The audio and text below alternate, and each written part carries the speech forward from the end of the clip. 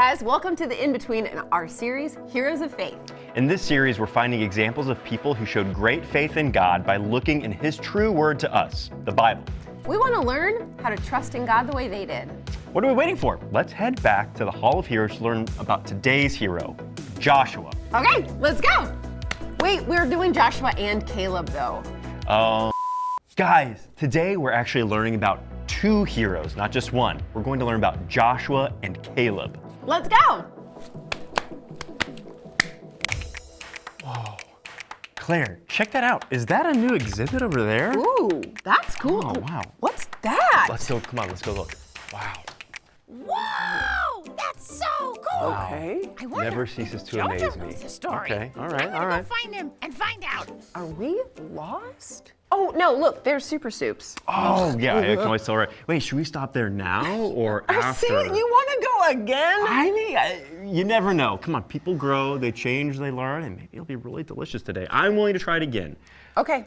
But first, we should go to our exhibit and our two heroes. Let's do go. it. Come on.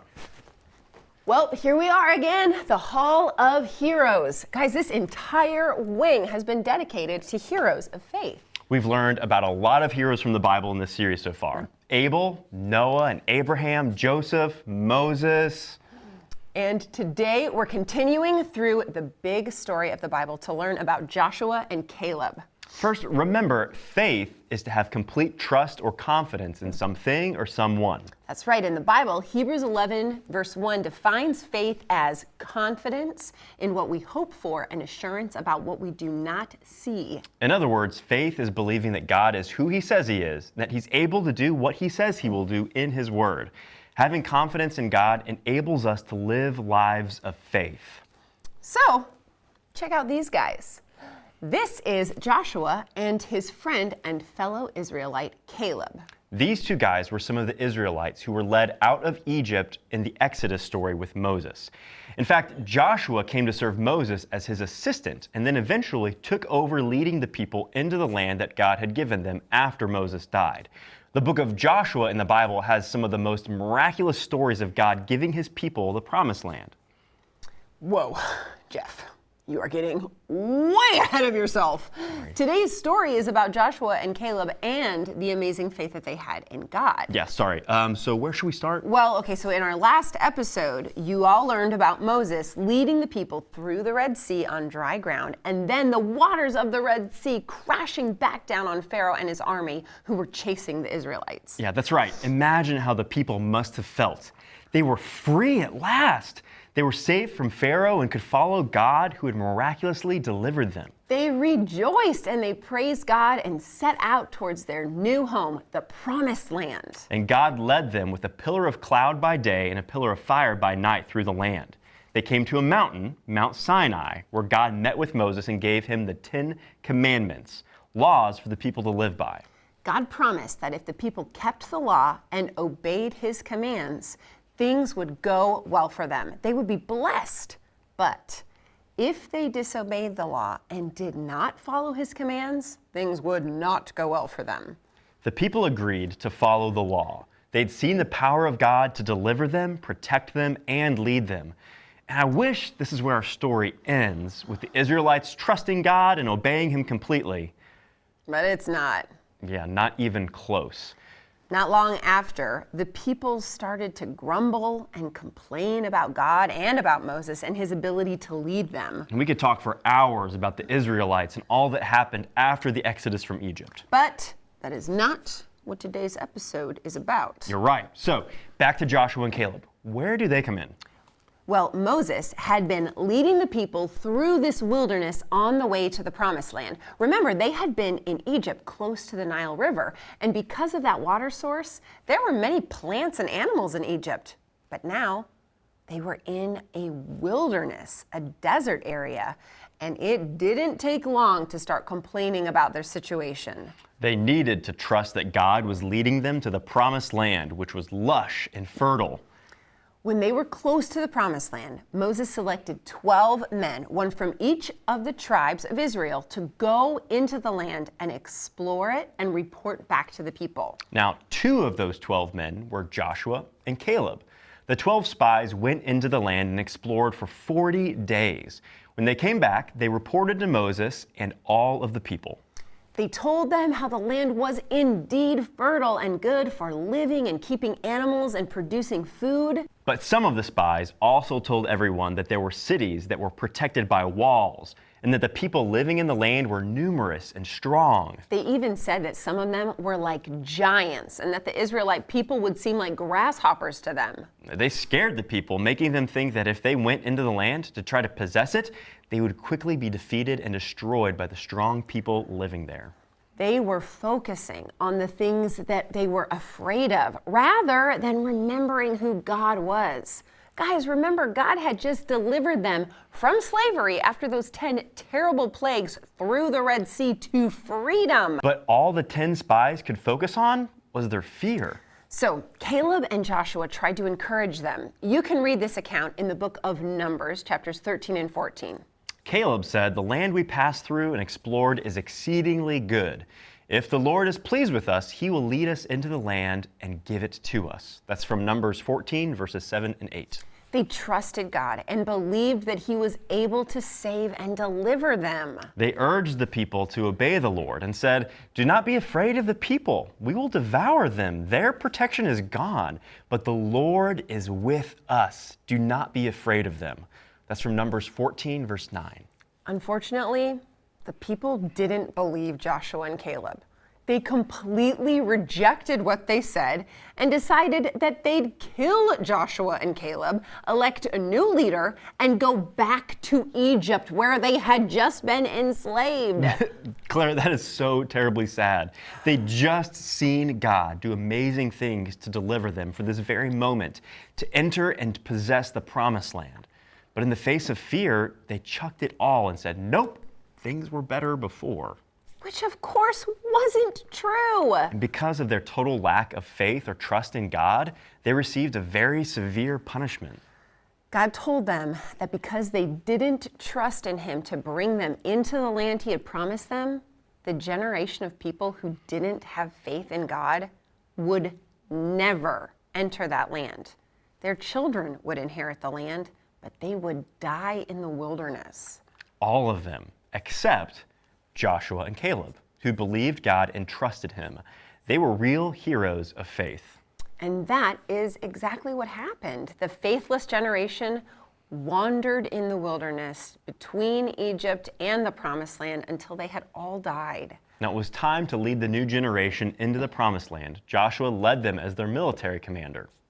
Joshua continued to be a hero of faith, and there are many exciting stories in the Bible, in the book of Joshua, of him trusting God to defeat their enemies and fight battles for them. It's so tempting to read the stories of the Israelites wandering in the desert and think, wow, I can't believe that they didn't trust in God. They'd just seen him do all of those amazing things. But you know what? We are a lot like those hard-hearted Israelites sometimes. That's right.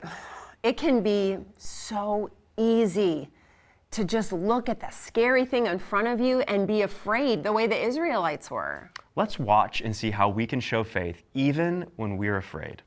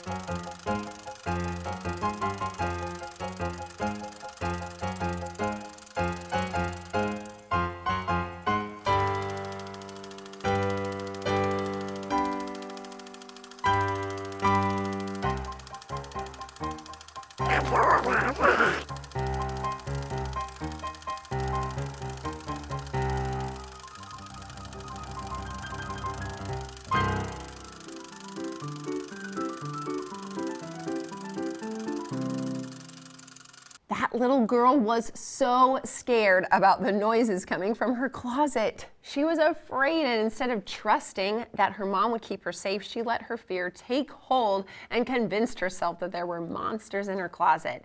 But of course, those weren't monsters. They were just toys that made noise. You know what, though? Sometimes I get scared in the middle of the night, too. I like to remind myself of some of the things God has promised when I get scared. Me too. I say Bible verses to myself when I get scared. Yeah, so if I'm scared in the night, I like to say Isaiah 41:10. Do not fear, for I am with you. Do not be dismayed, for I am your God. I will strengthen you and help you. I will uphold you with my righteous right hand. I love that verse too. It always helps me when I am afraid to remember that God is with me. Yeah, and after all this talk about fear, I could really use a comforting, warm bowl of soup. You're not serious, are you? I'm totally serious. I think we should go over to Super Soups and see what the special is today. Let's just give it a shot. You never know what's going to happen today. It's a new day. Okay, let's go. All right. All right. Claire? Yes. The You're the one that said we needed to come back. The doctor said I shouldn't come back after what happened last time. But you know what? Here we are. I think they deserve another chance. They were trying really hard. You're an eternal optimist. Let's see what today's special is. What could go wrong?